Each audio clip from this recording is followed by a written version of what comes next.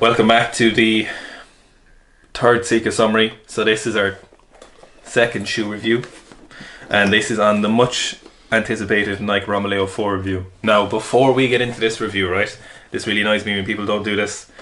I got a size 10 in the Nike Romaleos 2s and a size 10 in the Antas UK size, and I got size 10 in the Nike 4s. So if you're trying to scale up, but after this review you won't want to buy them anyway, but if you do, that's what I got. Okay, so let's start with cosmetics. We'll start with the nice bit. Okay, cosmetics, the shoe look quite good. They look better than most weightlifting shoes. The kind of fly knit stuff looks nice. And this is quite cool. The see-through bit in the middle, yeah, where the strap goes through, that is quite cool. Yep. Cosmetics are probably the only positive thing I can say about them. They're definitely the worst shoe we've reviewed. No, the Adidas shoes was definitely worse. Okay. I don't know. Do you reckon? I think I'm more disappointed. Yeah, that's probably the thing. So the issue with these shoes, right, is because these shoes cost so much. Okay, so these are €200. It's very expensive for a pair of shoes. Okay, so if we look at these from you have a pair of Nike Romeo 2s now, right? You're thinking you've tried the trees and you didn't like the trees. You thought they were pretty shit, and rightfully so. The trees weren't good at all. Yeah. So you're hoping for the next in the evolution of the Nike Romeo 2s. So you're assuming these are improvement. But ultimately what these ended up being was like a concept shoe before the Nike Romeo 2s came out, and they were like, no, the Nike Romeo 2s are better, so we'll release these. Now, if we look at them in isolation from the Romeo 2s and we go Nike 1s, Nike 3s and Nike 4s, these are a huge improvement on the Nike 3s. These are an all-round better shoe. They have most of the good things the Nike 2s have, but then they went with some fundamental design flaws that make them a bad shoe. So first of all, if you can see, so I don't have a flat surface, but the front toe is curled up. Now you can actually put them side to side. If you see that, so the front of the toe, there's a huge gap here. This should be flat together almost. They should be very close, okay? So there's a huge issue with this, right? So when you're weightlifting, it's your only point of contact with the ground, okay? So it's just your feet. So having full contact with the ground, the most natural level of contact, is the most important part, okay? Now you're digging your feet into the ground when you're pulling, or when you're pushing, when you're pulling, whatever, and actively trying to resist the leather of the shoe. And this is a very stiff leather, okay? The material up here is quite thick, which is of benefit for sure. But when you're trying to push your toe into the ground just to get started, and then you have to push further beyond the leather to push into the ground when you're doing a snatch, a clean and jerk, that is a fundamental design flaw in my opinion, okay? Yeah. Secondly, our toe box up here is just much too tight, okay? So our feet are supposed to be nearly spread like our hands, and making a very, very tight toe box while trying to push down to the ground is reducing your point of pressure in your front foot, okay? So you're already off at a default, like that is a negative start to your lift. And then the other design flaw is, because the front of the shoe is really tight, and for some reason the back of the shoe is loose, so your heel is coming slightly off the ground. Yeah. And then when you're walking forward to get your toes in the ground, because it's looser back here, you're not bringing the shoe with you, and a little bit of the shoe comes up backwards. So I don't think this is a size issue. You had the same issue, right? Yeah. So basically the toe box on this is very similar to the Adi Powers. If you had those shoes, if you've narrow feet, they'd suit you very, very well. The Nike 3s went for a narrower toe box than the Nike 2s. Nike 2s personally for me just fit very well, so I was able to get a good amount of support. That kind of wider surface area at the front was very good.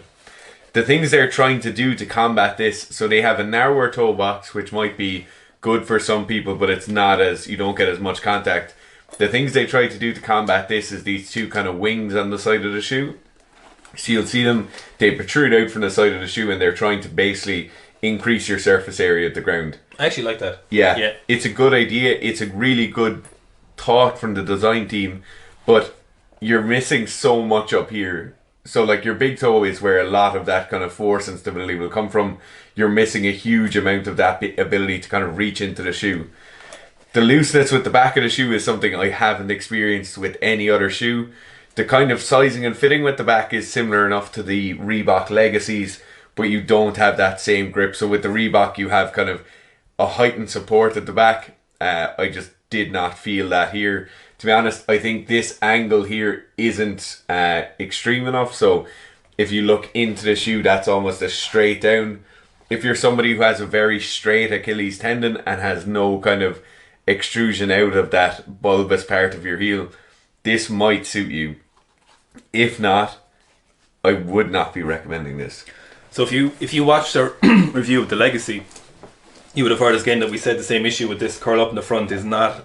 It literally makes no sense. It's like something designed for someone running a shoe, Yeah. not for a shoe where you're trying to put maximum force straight down.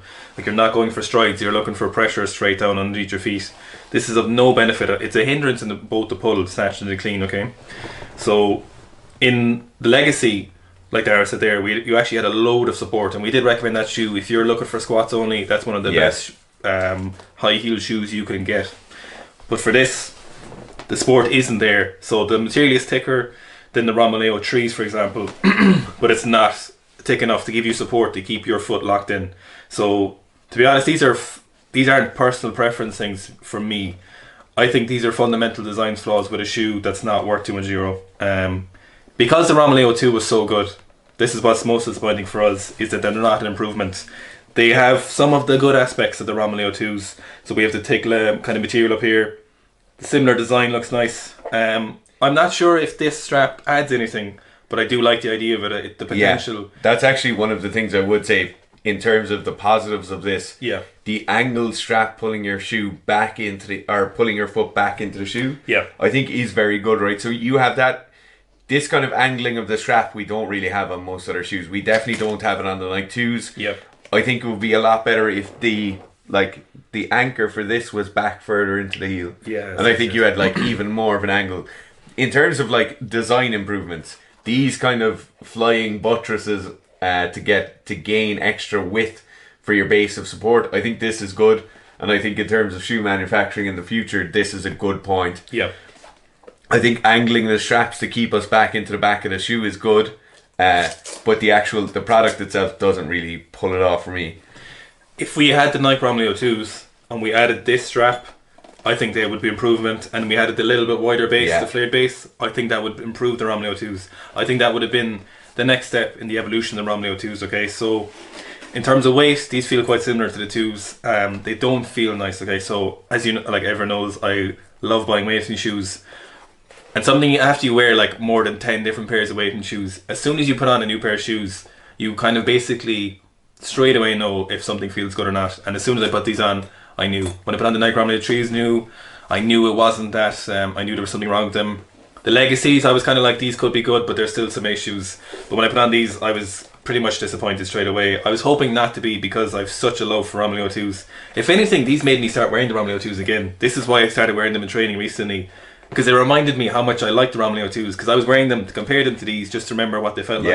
And then I started wearing the 2s and I was like, oh, this is why I wore the 2s. Yeah. I'm going to just, on my last point on this, and in terms of like flaws in manufacturing that I think are kind of egregious errors, like things that if you're like looking at it, if you've a biomechanist on your team, which obviously Nike would have, if you've somebody with experience in weightlifting, which obviously they would have. We spoke about the curling up the toe, but this really annoyed me. So there's a Nike tick on the bottom.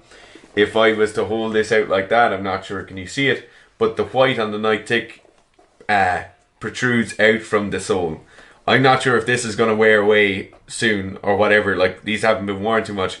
But so if you run your finger along here, there's like a hollow here, then a protrusion, then a hollow, and then you've the outside walls of the sole.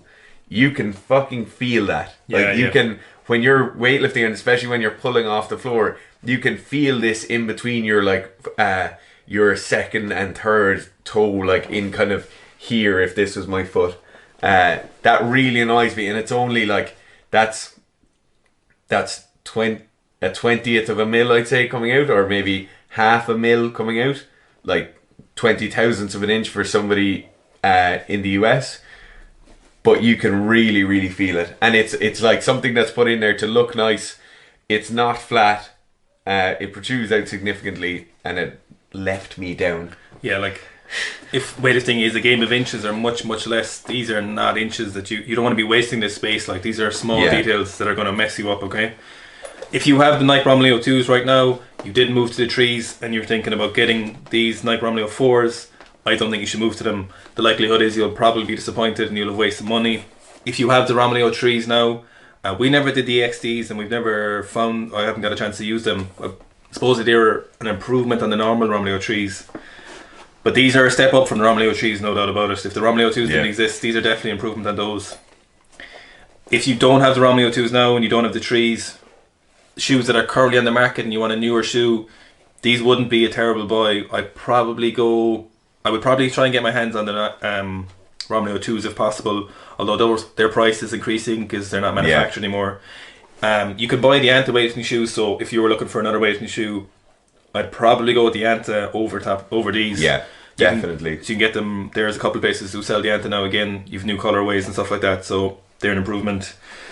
Their Antas are better than these for sure. To give you like probably the last thing we didn't mention is the heel height, which has a big effect. Like if you're somebody who wants a 1 inch heel, a 3/4 inch heel, the heel height on these is very, very similar to the Nike 2s. Yeah. If anything, it's a small bit less, but I think from wearing them, it seems incredibly similar. Also, it doesn't have the Romaleo 2s had in it go forth and dominate on the inside of them. And these just have dominate. What does that mean? Who knows? Out of 5 stags, in comparison to the 2s, they're 2 out of 5. Yeah. As weightlifting shoes go on the market, maybe 3.1 stags. Yeah. It's incredibly disappointed. Again, so if we take into things the price comparison to previous models, it's not a good shoe. They got a lot of good reviews as well, which I'm confused by. I think they look really nice. Yeah, it's a problem. That's what gets people. Yeah, is the cosmetics. They're a cool looking shoe.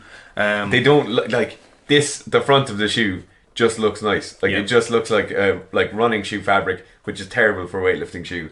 But it looks nice. I think your prime market for this is going to be people who are training in a CrossFit box, strength and conditioning gym, who need a weightlifting shoe that they might wear 1 or 2 times a week when they need snatches or they're doing squats. Yeah. If you're a weightlifter who's training kind of full time, these definitely aren't for you. I'm going to make a prophecy here, and I'm going to say that I don't think we'll see a lot of international weightlifters wearing these on the stage by next year, by the Tokyo Olympics. I'm going to say I'm not going to see a gold medalist wear them. Oh. Hopefully it'll be big shout. No one's going to remember next year, and then if I am historically correct, we can just go back and print this out. Yeah. The last thing, guys, if you want more reviews like this, or there's a product you want us to review, just pop it down in the comments, or pop like a link in the comments to the product, and we'll get on it. Yeah, we like doing them. Any training related equipment, or food, or training related food, coffee, anything like that. Yeah. Thanks, guys. Thanks.